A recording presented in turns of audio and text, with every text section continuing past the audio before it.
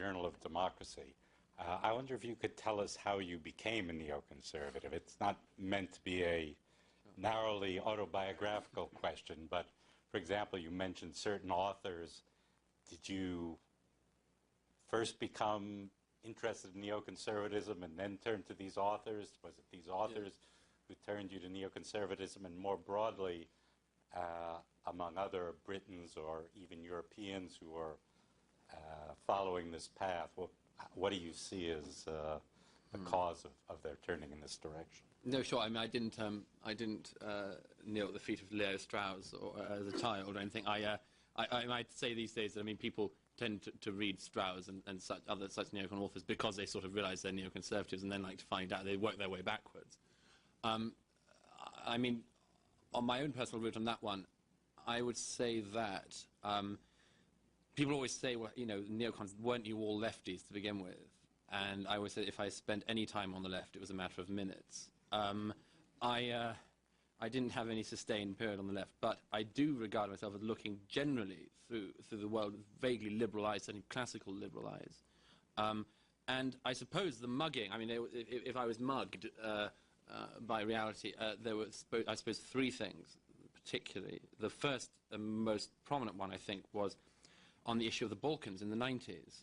Like a lot of people, I mean, there were people on the left like Brendan Sims in Britain, the Balkan expert, and so on, who I have common cause with because of this. I mean, the sheer exasperation, amazement, and horror that, as far as one could see, there was going to be a full replay on European soil of everything we said we wouldn't have again.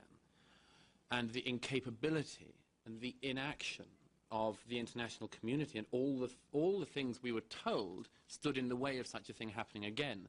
I mean, the UN that was intended, as Robert Cooper said in his great book, The Break of Nations, the UN was intended to retain the status quo, defend the status quo, not to create a new status quo. But it did create a new status quo, and it couldn't deal with an old problem. And Jacques Poo, who will, of course, go down in history for his incredibly arrogant, this is, you know, the European moment, you know, think that we will deal with this is a European moment. And it turned out they couldn't deal with it. They didn't. And again, I mean, even the American government, which of course did come in the end, but even the American government that people looked to, perhaps the Americans will help us out again seemed for a long time willing to see a full replay of what had happened in Europe before. And I think that, to me, was the horrible thing. We had at least pretended before that never again meant something. And then the pretense seemed to drop, and everyone just got on with life. So that would be the main thing, I think, was the Balkans. But then, I suppose, like everyone, it was 9/11, but more importantly, the reaction to 9/11.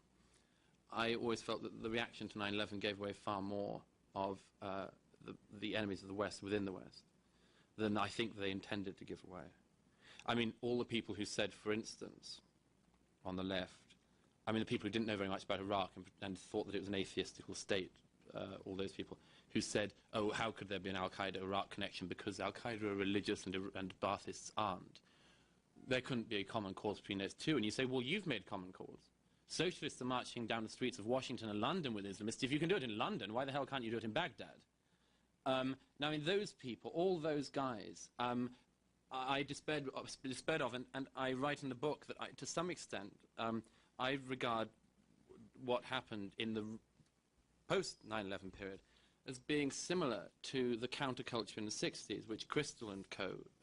recognized. You know, when Kirkpatrick said, around the time that the Vietnam debate was getting perhaps most unpleasant here in the US, she said, she wrote somewhere, you know, we all recognized that America could be improved, but to improve it had to first survive.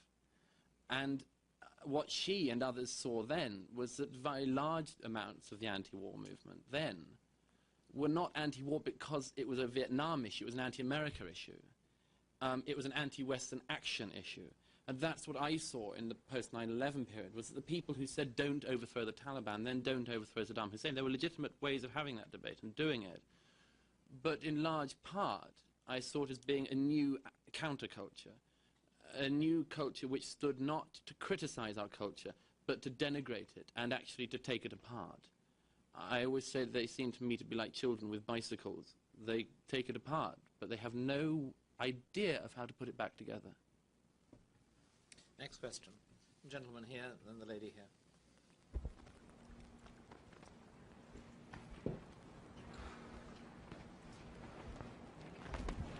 Thank you very much. My name is Yoichi Kato with Asahi Shimbun, Japanese newspaper.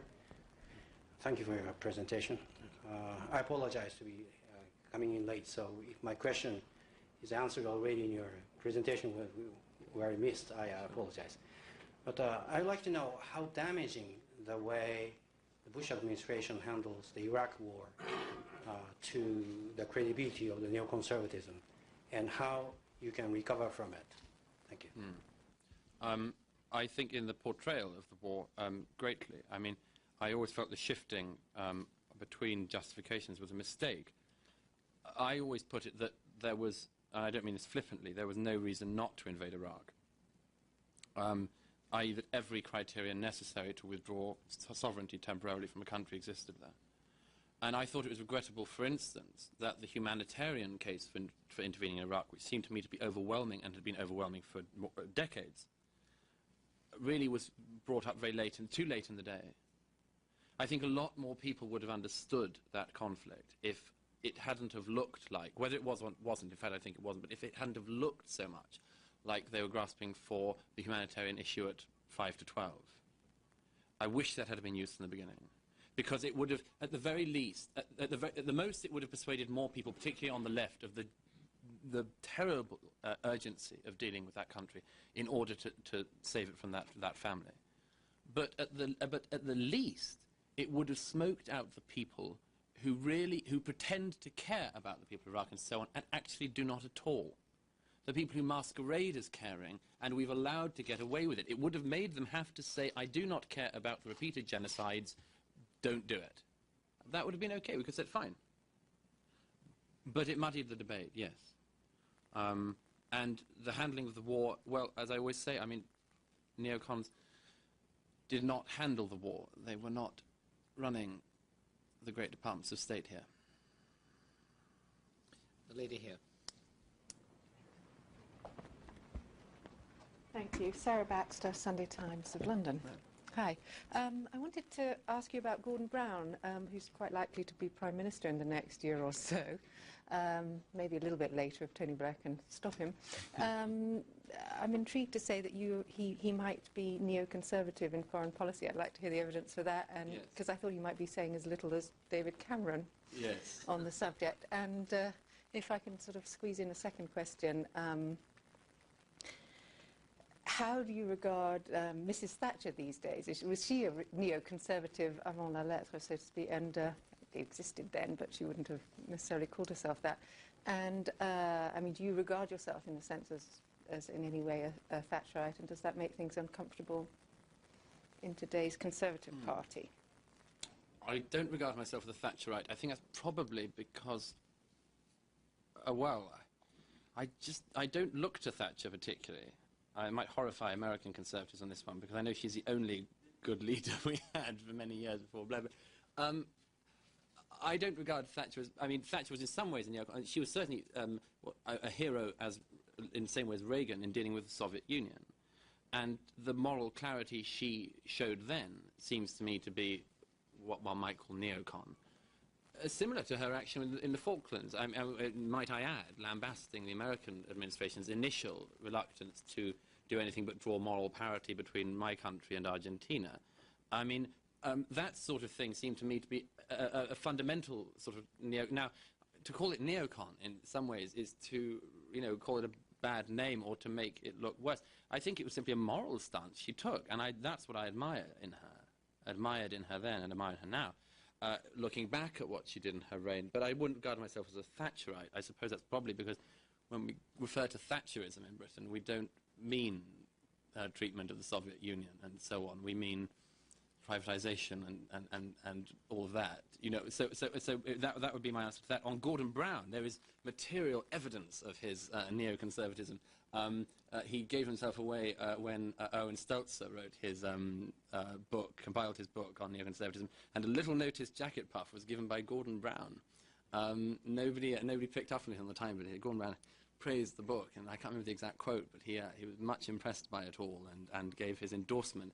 I think that, I mean, the evidence of Gordon Brown being foreign policy neoconservative would also stress the fact that, I mean, as far as everything I see, everything I hear, I see no particular difference of opinion between him and the Prime Minister on any major foreign policy issue. It seems to me to be one of the great sort of non-stories, and for once there is no water at all between the Prime Minister and his Chancellor. I think this is a positive thing, but I mean, it's clear that if he becomes Prime Minister, he will inherit this and follow it. There's no other thing he believes in on foreign policy. As opposed, incidentally, to the Conservative Party at the moment, don't seem to have any beliefs on foreign policy. But that's, you know. I think you may be reading a little too much into the fact that Gordon Brown is not only a good friend of our colleague Erwin Stelzer, but Erwin Stelzer is also a highly influential columnist. Yes. And advisor, I believe, to Brown. Yes. Yes. Next question. Yes, the gentleman at the back. Eric Hammond, the Asahi Shimbun, and in America and elsewhere, public support for the military presence in Iraq has been eroding, particularly this year, but also for some time. And my question is, what is, neoconservatives have come under critique for this, for overestimating the staying power of a democratic society in terms of foreign, especially international ventures. So my question is, what's the relationship between the neoconservative policymaker and the democratic society in terms of should neoconservatives kind of drag the public along with their agenda, or not to put a negative spin on it, but then, or should they wait till they've won the battle of ideas before bringing the public along? That's a good question. I mean, Iraq has, incidentally, I don't, once again, I mean, I don't regard the failures in Iraq as being necessarily put at the feet of neocons. I would particularly, of course, stress it. I mean, those people who criticize the actions of the Pentagon and so on, and I'm not entirely among them, although I do have criticism, but Donald Rumsfeld is not a neoconservative. And whenever I say that, generally there's sort of bemusement, but I mean, outside this audience, I mean, generally people really don't get that. Because he's a hawk, or seems a hawk, they see him as a neocon. But on the issue of Iraqi society and whether the public will go along with this, I mean, it seems to me that one of the problems we face in Iraq is that the underestimation was the underestimation of the wickedness of the enemy. Not its numbers or anything else, but the sheer depths to which they would go. It's something which every time amazes. Every time, dozens of children are blown up deliberately. The opening of a water plant in 2004. The suicide bomber, the local children all there to celebrate the opening of the water plant. And the suicide bomber went in and just blew them all up. The case some months ago when a Shiite teacher in the south, when the gunman walked into the classroom and terrified all the children and shot their teacher in front of them. This sort of thing, I mean, the day-to-day things, we know, everyone knows hundreds of cases, sadly, by now, like this. I think we underestimated the wickedness of the enemy. And I think they knew that we would underestimate them and every time try to shock us. And shock us and terrify us and horrify us. This is the nature of terror. Why do they record kidnappings and beheadings? To horrify us. And it works. Of course it works. I mean, what journalist wants to venture outside the green zone? I mean, who would want to do it? Everyone in Iraq is terrified. They all have the premonition of themselves being on the camera, And that works. It works because every time they are steps and steps ahead of our wildest, horror nightmares of what somebody is willing to do as a human being to another human being. And it's very, very hard to battle an enemy like that. It's very hard to battle an enemy that is willing to kill